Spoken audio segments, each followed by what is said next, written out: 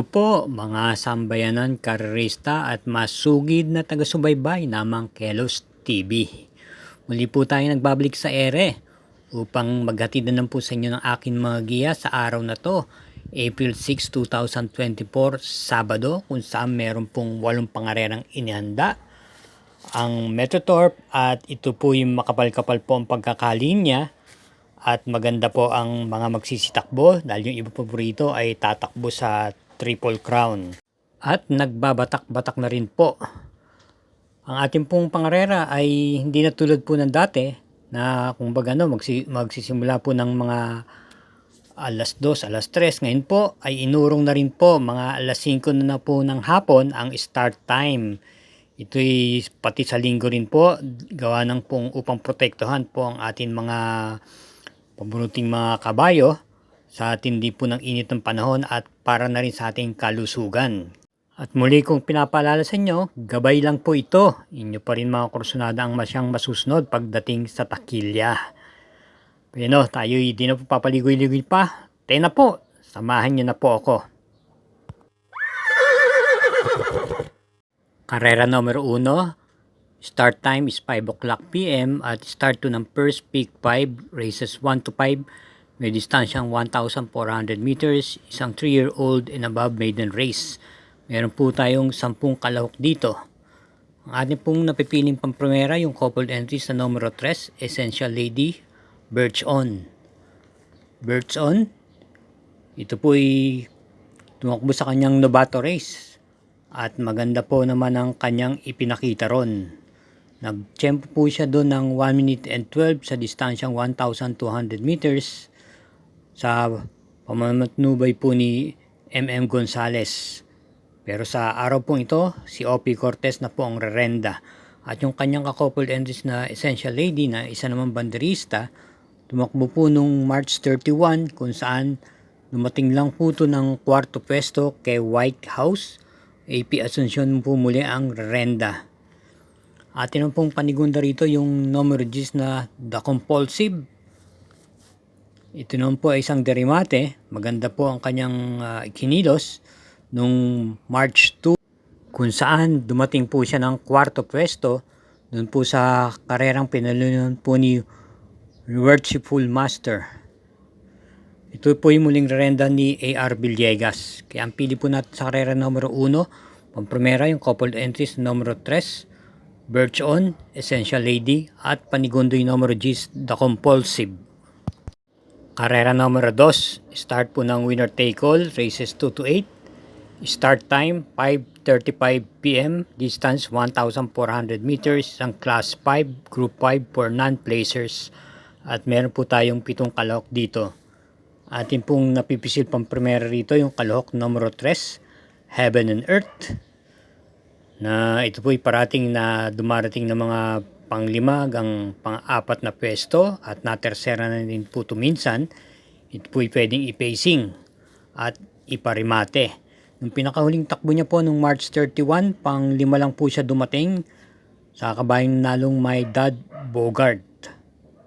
At meron pa po itong iba pang takbo kung saan dumating po siya ng segunda nung March 2 kay Chef Cat.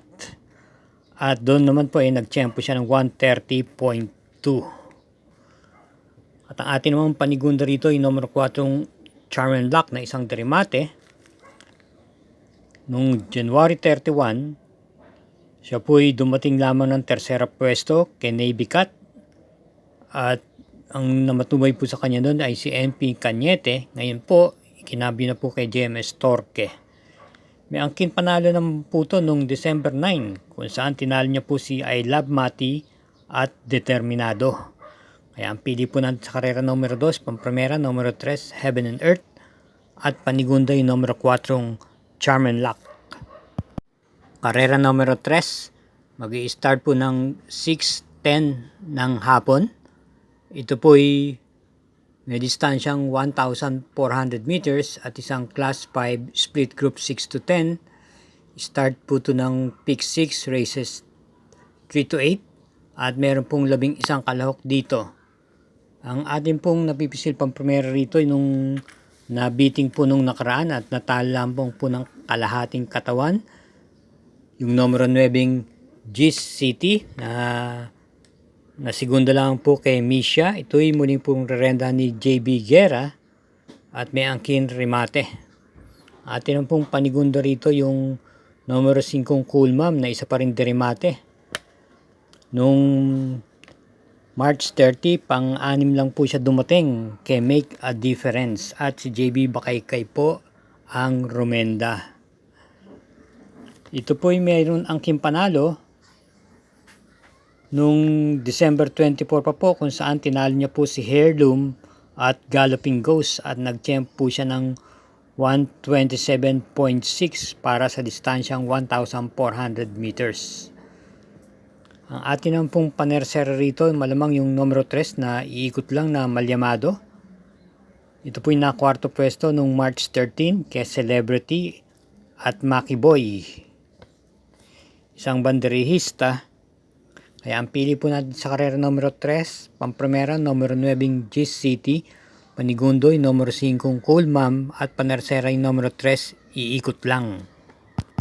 Karera number 4, start po ng second pick 5, races 4 to 8. Ito po ay may start time na 6:45 PM at may distansyang 1,400 meters, isang class 4, split group 16 to 21. Meron pong 11 kalahok dito.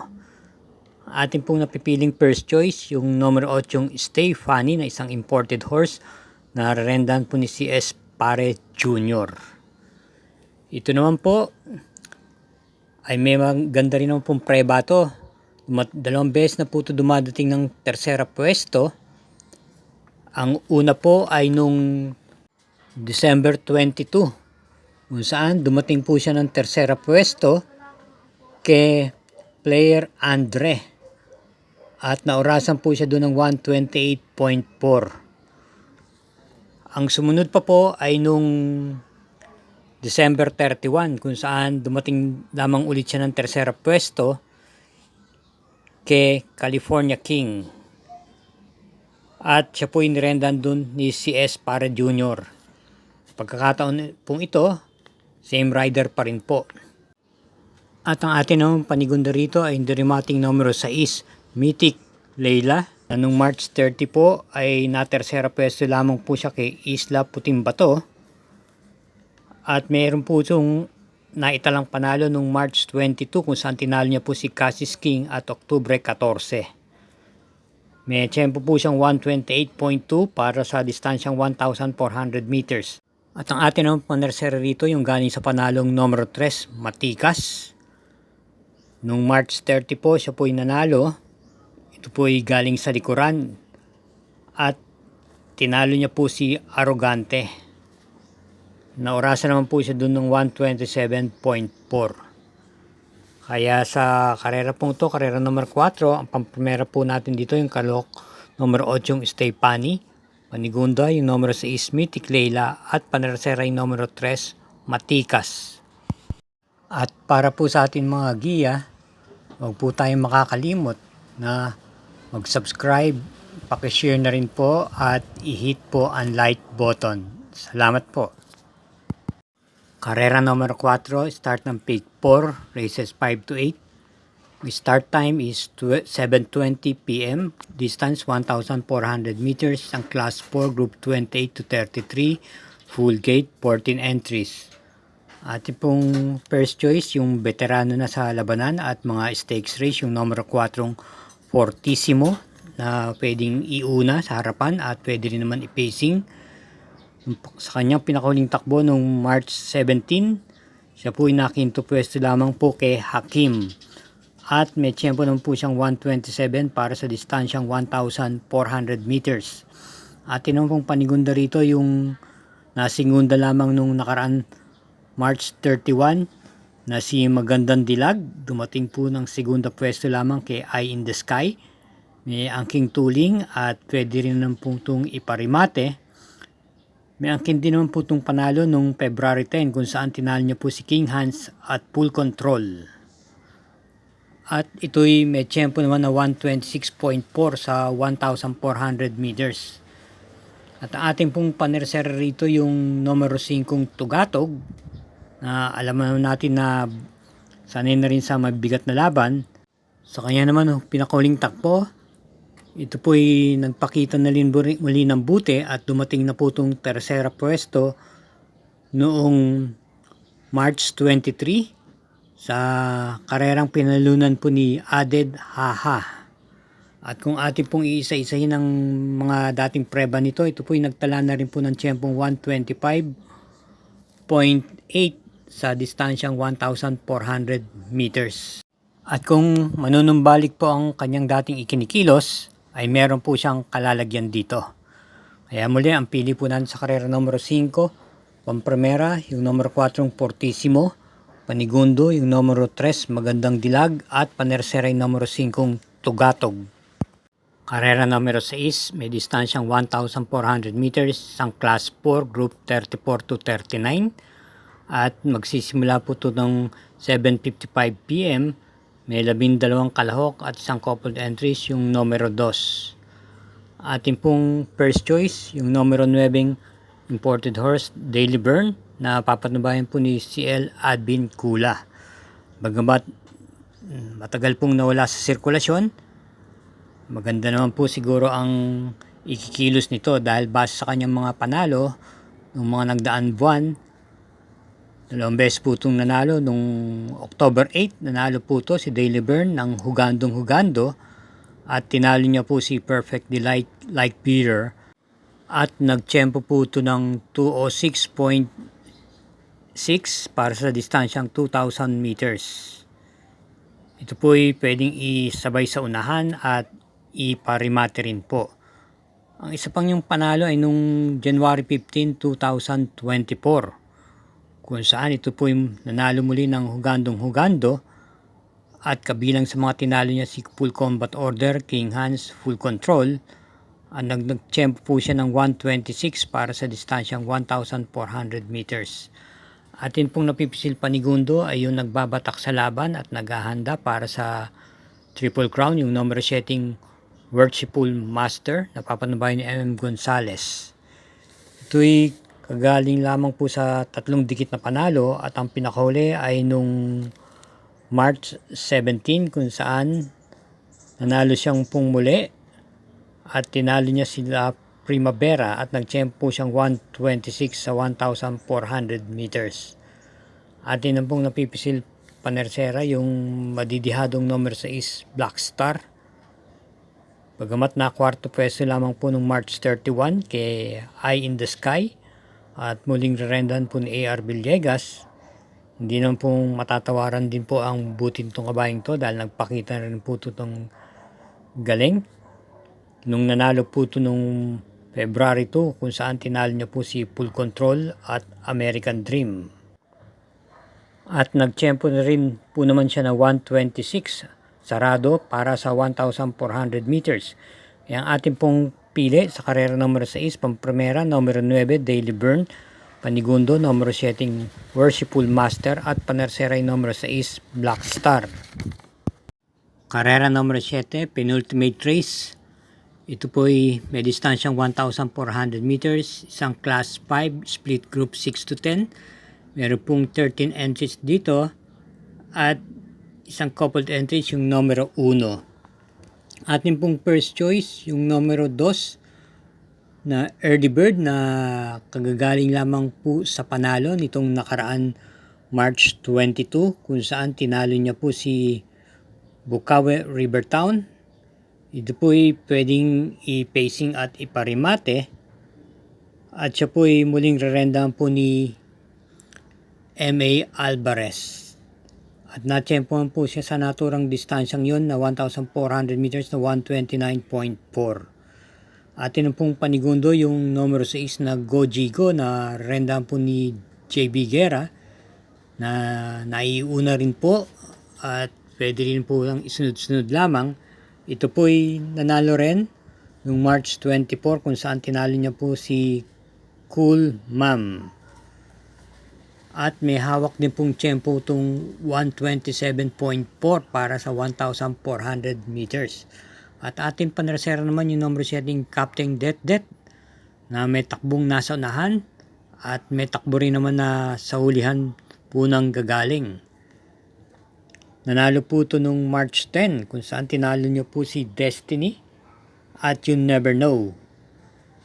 Meron po siyang tiyempong 128.2 para sa distansyang 1,400 meters. Yang ating pong pili dito sa karera numero 7, Pampromera numero 2, Early Bird, Panigundo numero 6, Go Jigo, at Panerseray numero 7, Captain Det. Karera numero 8, Last Daily Double. Ito po may distansyang 1,400 meters, ang Class 4 Group 22-27 split. Paratingan po ito ng winner take all.